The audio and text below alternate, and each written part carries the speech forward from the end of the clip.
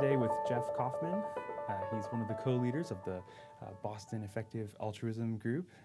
We're here in New Haven, Connecticut at Yale University. We've just had a conversation with the Life Worth Living class. Jeff, it's so great to have you here. Thanks, glad to be here. You were talking a bit about your life and some of the ways you and your wife have chosen to live your life in a kind of remarkable way for those on the outside.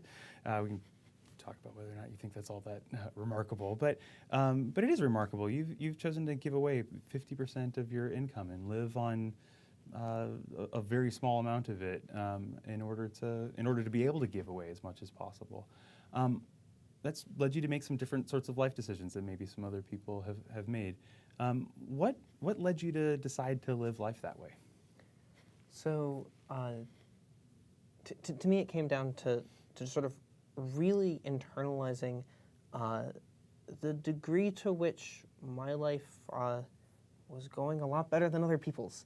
The degree of suffering in the world is just pretty enormous and saddening and shocking. And we're also in a position where we can do something about that.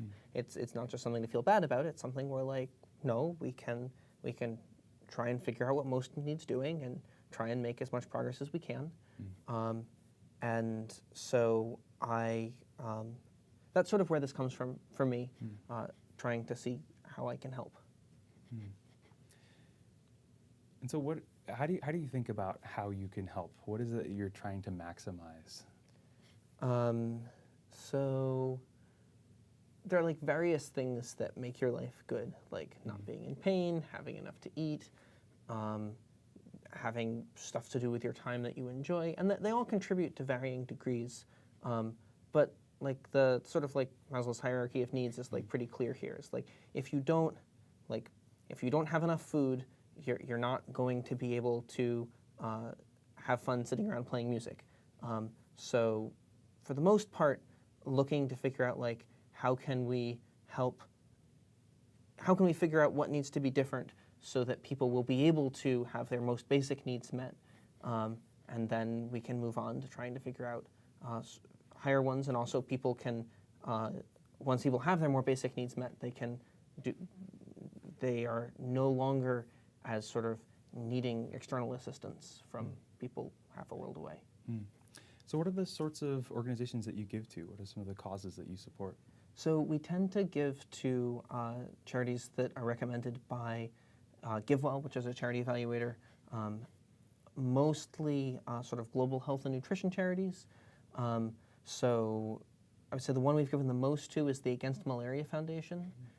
They distribute anti-malarial bed nets so that people don't get bitten by mosquitoes and get malaria while they are asleep, because the mosquitoes are more active at night. So you sleep under the net, and then the main effect of this is that, fewer people are getting malaria, but like the sort of biggest effect this has is that malaria tends to kill a lot of children. If you get malaria as an adult, it's likely to be really, really unpleasant, but it probably won't kill you. Whereas if you get it as a 5-year-old, it's actually pretty likely to kill you. So the biggest impact of the Against Malaria Foundation is reducing deaths from children under 5. But it also does a lot to make it so other people don't have to have malaria, which is bad at any age. So on one of your profiles, I think I saw online, you say that your philosophy of life is utilitarian consequentialism. And you said, well, or at least I think that covers most of what's important. Yeah. I mean, I would say I'm pretty well covered by like a total utilitarian. I'm sort of conflicted between sort of like the distinction between like sort of a hedonic approach or a preference approach. Like you can come up with scenarios that make me think either one of them doesn't really fit what I think. But can you describe that difference a bit? Sure. So a hedonic utilitarian says, well, joy is good, suffering is bad. So in general, a world with more joy and less suffering is good. And roughly, you should go over all the people, and you should figure out like roughly how happy they are. And a better world is one in which you get a higher total for that, and you should make the actions that give you a higher total. In a preference-based approach, Instead of looking at how happy versus sad people are, you look at how well their preferences are met. And for the most part, these like align pretty well. People tend to have preferences for things that are enjoyable and against suffering. But then when you come to situations where like people's preferences are not really matching up with what makes people happy, you can come up with sort of like thought experiments where you would, which can push you either way. And for the most part, this doesn't actually have an effect on my giving because the kinds of things I'm talking about doing are like totally in accord with people's preferences and totally in accord with what makes people happy to the best of my ability. They're not really fighting with each other, but like when you sort of really dive into the sort of philosophy of it, you can get tangled up in a way that I'm not really sure how to get out of, but I'm also not a philosopher. You talk about these two poles of suffering and joy on the other hand. It seems that most of your giving and most of the effective altruist community is organized around alleviating suffering rather than promoting joy. Why is that? I don't think it's like an intentional choice to say like we only care about suffering, like joy doesn't matter. I think it's that like in general, when people's basic needs are met, they have a pretty good innate capacity for joy. Like people can have fun together doing all sorts of things if they have enough to eat and are protected from the elements and are not sick and are not caring for sick relatives. Like all of those things grind you down. I think, so for the most part, I don't sort of see joy as needing as much help as preventing suffering. But if there was like something that was going to bring lots and lots of people a lot of joy that like we were not doing through like some easy to avoid thing, and you could change it and then like everyone would get this thing that they loved, like I could be convinced that that was what needed doing, yeah. Yeah. We talked a little bit with the students about kind of an epidemic of depression in kind of developed, especially in developed societies. Is that a kind of case that like maybe having our basic needs met isn't enough to kind of naturally supply us opportunities for joy? Mean, having your basic needs met certainly helps. Of course, no doubt, right? No disagreement. Right. But I mean, yes, for a lot of people that's not enough. A lot of people, like you look at their life and you say like, there is no reason you should be sad all the time. Like from an external, like objective view, like everything in your life is fine. You're one of the richest 5% of the people in the world. Like you have a great job that looks like it should be fulfilling, and like yet you are sad all the time. Oh, there's this thing called depression. Okay, this is very complicated. And I think if there was like, if we'd figured out a way to sort of solve depression, that would totally be worth it. Depression is something that affects lots of people in the first world, which means there are a lot of people working on it because there are a lot of wealthy depressed people and a lot of like people who have good insurance that covers mental health issues who are depressed. So if you figure out how to make progress on depression, there actually is a market for that. And people do come up with new drugs for it. And Philanthropy isn't required. yeah, I mean, which isn't to say that philanthropy like couldn't help, but like if you look at like how much money is currently in this, and then you look at like how much money is involved in like treating schistosomiasis or some other neglected tropical disease, like things that mostly affect poor people tend to be overlooked.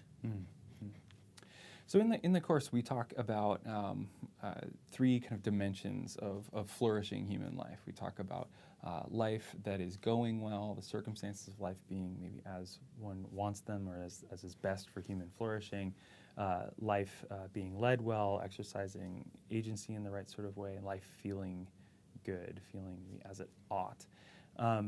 From your point of view, what does it mean when I say that phrase? What does it kind of bring to mind for you when I say kind of picture life going well? What does a life going well look like?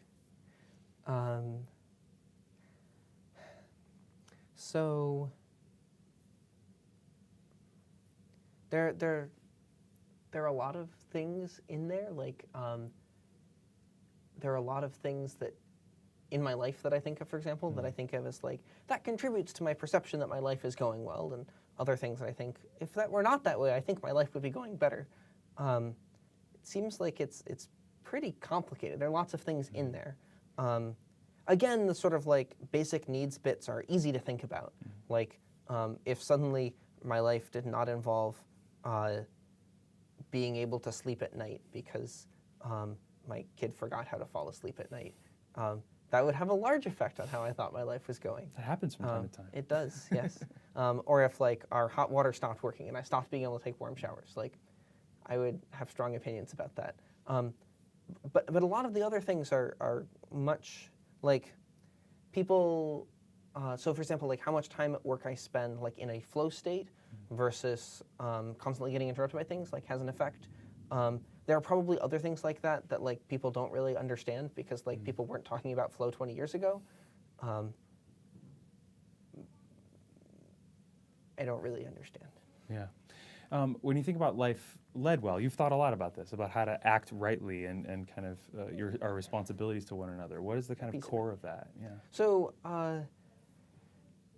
I think as someone who is really very lucky on a sort of global scale in terms of like how much influence I have, how much resources I have, how much ability to change how things work.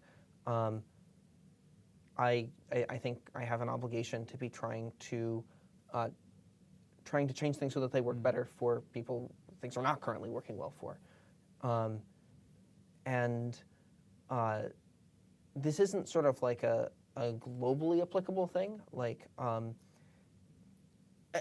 think helping others is important, but I think people who are like rich first worlders, especially, are just in a position where like they have so much more than everyone else that it's really it would kind of be it's sort of unconscionable for people to hold on to what they have, not share, not help others. And when you're doing that, I also think that it's really only fair to do it in the way that is going to help others the most for the amount of time and money and self-sacrifice you're willing to put in. You really, you sort of owe it to the people you're trying to help to figure out among the different things you could do where things will go the farthest, and really try and do a little optimization. And then finally, with life feeling good, there's actually been a lot of research out there these days about, hey, what, are we happier when we are charitable? How important to you is it that your life feel good? Is that something you should pay attention to, or is that something? How does that factor in for you? So life feeling good is both like, are you having fun, et cetera? And it also includes things like, do you feel like you're doing the right thing? And for me, if I stopped donating, I would feel like I was doing the wrong thing, and that wouldn't feel good. But that really is your second category. I think it is important that people live lives that they enjoy. Among other things, people will burn out if they're not doing that, and it's much better to try and live your life in a way you'll be able to sustain, sort of pushing yourself hard enough but not too hard.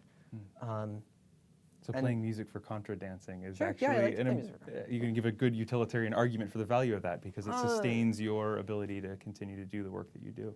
I mean, I think it's an enjoyable thing to do. I think it's important for everyone to do things that they enjoy. I think if you were trying to give a utilitarian argument, you would have trouble showing why this particular option was better than others. But it's certainly something I enjoy a lot. Yeah. So, last of all, I think students were really kind of impacted by the example and the kind of life that you've chosen to live, the ways that you've structured. You guys have chosen to structure your lives. But it can be quite daunting. If you were to give some advice to a student or someone who's watching this, trying to think about what would it mean to take on this way of life, what would be your advice in terms of where they could start, how they could get started down the path towards effective altruism? So I think it does depend where in your life you are. So I think if you're a student, probably the way you're going to be able to do most good is through your career. And trying to find a career where you're really going to have a lot of impact. And for that, I would suggest looking over the resources there's an organization called 80,000 Hours that tries to give career advice for students who are looking to have an altruistically motivated career. And they've thought a lot about this. They have a whole bunch of different career paths. And I think their stuff is really useful. I think if you're already sort of more established in your life, it's a lot less practical for you to say like, okay, in retrospect, I should have become a biochemist but now I'm doing this, and you have like more things in your life that are hard to move around. And so I think if you're sort of older and more established, probably donating is going to be the way you can sort of have a difference, sort of make a difference with an acceptable level of sacrifice to you. And I think there, it can be really useful to look at GiveWell's recommendations. I was talking about them before, the charity evaluator, and look at the different ways you can, the different options out there. So look, there are several different charities that they've reviewed and have found very effective. But they work in very different ways, and which one is probably the best by your values will depend on your values. And so reading over it and seeing like, okay, how much do I value sort of respecting individual agency by directly giving people money versus looking at like the best public health research and trying to keep people from getting sick. So yeah. Yeah, great. Well, Jeff, thank you so much for being with us today. Great. Thanks for having me.